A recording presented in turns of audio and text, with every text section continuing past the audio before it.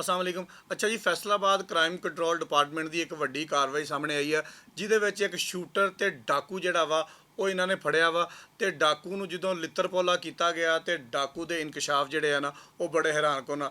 ਪਾਕਿਸਤਾਨ ਤਹਿਰੀਕ ਇਨਸਾਫ ਦੇ ਮੌਜੂਦਾ ਐਮਐਨਏ ਦਾ ਉਹ ਬੰਦਾ ਜਿਹੜਾ ਨਾ ਸ਼ੂਟਰ ਆ, ਨਾ ਸਿਰਫ ਮੌਜੂਦਾ ਐਮਐਨਏ ਦਾ ਬਲਕਿ ਹੋਰ ਵੀ ਸਿਆਸੀ ਲੋਕਾਂ ਦਾ ਇਹ ਸ਼ੂਟਰ ਆ। ਯਾਨੀ ਕਿ ਕਿਰਾਏ ਦਾ ਕਾਤਲ ਆ, ਸਿਆਸਤਦਾਨਾਂ ਵਾਸਤੇ ਕਤਲ ਕਰਦਾ ਵਾ। ਤੁਸੀਂ ਇੱਥੋਂ ਅੰਦਾਜ਼ਾ ਲਾ ਲਓ ਕਿ ਸਾਡੀ ਸਿਆਸਤ ਦਾ ਇੱਕ ਭਿਆਨਕ ਚਿਹਰਾ ਜਿਹੜਾ ਨਾ ਉਹ ਅਯਾਹ ਹੋ ਗਿਆ ਵਾ। ਹੁਣ ਜਨਾਬੀ ਅਲੀ ਉਹ ਸਿਆਸਤਦਾਨ ਐਮਐਨਏ ਦੇ ਖਿਲਾਫ ਘੇਰਾ ਤੰਗ ਕੀਤਾ ਜਾ ਰਿਹਾ ਵਾ। ਸੀਸੀਡੀ ਦਾ ਇਹ ਕਹਿਣਾ ਵਾ ਕਿ ਬਹੁਤ ਜਲਦ ਉਹ ਐਮਐਨਏ ਸਾਹਿਬ ਜਿਹੜੇ ਆ ਨਾ ਸੀਸੀਡੀ ਦੀ ਹਿਰਾਸਤ ਦੇ ਵਿੱਚ ਹੋਣਗੇ। ਮੈਂ ਫਿਰ ਦੱਸਦਾ ਜਾਵਾਂ, ਪਾਕਿਸਤਾਨ ਤਹਿਰੀਕ ਇਨਸਾਫ ਦਾ ਉਹ ਮੌਜੂਦਾ ਐਮਐਨਏ ਆ ਜਿਹਨੇ ਇਸ ਸ਼ੂਟਰ ਨੂੰ ਪੈਸੇ ਦੇ ਕੇ ਆਪਣਾ ਮੁਖਾਲਫ ਜਿਹੜਾ ਉਹ ਮਰਾ ਦਿੱਤਾ ਸੀਗਾ। ਜਦੋਂ ਇਹਦੇ ਤੇ ਤਫਤੀਸ਼ ਦਾ ਆਗਾਜ਼ ਕੀਤਾ, ਜਦੋਂ ਇਸ ਬੰਦੇ ਨੂੰ ਸੀਸੀਡੀ ਵਾਲਿਆਂ ਨੇ ਫੜਿਆ ਤੇ ਤਫਤੀਸ਼ ਕੀਤੀ, ਤਫਤੀਸ਼ ਕਰਨ ਤੋਂ ਬਾਅਦ ਹੋਰ ਵੀ ਬੜੇ ਭਿਆਨਕ ਜਿਹੜੇ ਆ ਇਨਕਸ਼ਾਫ ਸਾਹਮਣੇ ਆਏ ਆ। ਨਾ ਸਿਰਫ ਇਹ ਕਤਲ ਕਰਦਾ ਸੀਗਾ ਬਲਕਿ ਚੋਰੀਆਂ ਡਕੈਤੀਆਂ ਦੀਆਂ ਵੀ ਬੇਸ਼ੁਮਾਰ ਵਾਰਦਾਤਾਂ ਇਸ ਬੰਦੇ ਨੇ ਕੀਤੀਆਂ ਹੋਈਆਂ ਸੀਗੀਆਂ।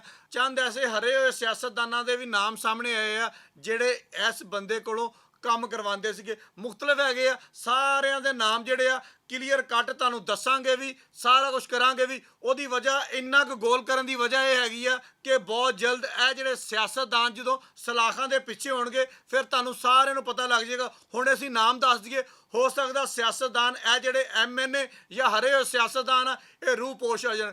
ਅਸੀਂ ਨਹੀਂ ਚਾਹੁੰਦੇ ਕਿ ਰੂਪੋਸ਼ ਹੋਣ, ਬਲਕਿ ਜਿਸ ਬੰਦੇ ਨੇ ਜੁਰਮ ਕੀਤਾ ਵਾ ਜਾਂ ਜੁਰਮ ਕਰਵਾਇਆ ਵਾ ਇਹ ਕਾਨੂੰਨ ਦੇ ਕਟਹਿਰੇ 'ਚ ਹੋਣਾ ਚਾਹੀਦਾ ਵਾ, ਜੇਲ੍ਹ ਦੀਆਂ ਸਲਾਖਾਂ ਪਿੱਛੇ ਹੋਣਾ ਚਾਹੀਦਾ ਵਾ। ਸਾਡੀ ਸਿਆਸਤ ਨੂੰ ਬਿਲਕੁਲ ਜਰਾਇਮ ਤੋਂ, ਕਤਲਾਂ ਤੋਂ, ਚੋਰੀਆਂ ਤੋਂ, ਡਕੈਤੀਆਂ ਤੋਂ ਪਾਕ ਹੋਣਾ ਚਾਹੀਦਾ। ਬਹੁਤ ਸ਼ੁਕਰੀਆ।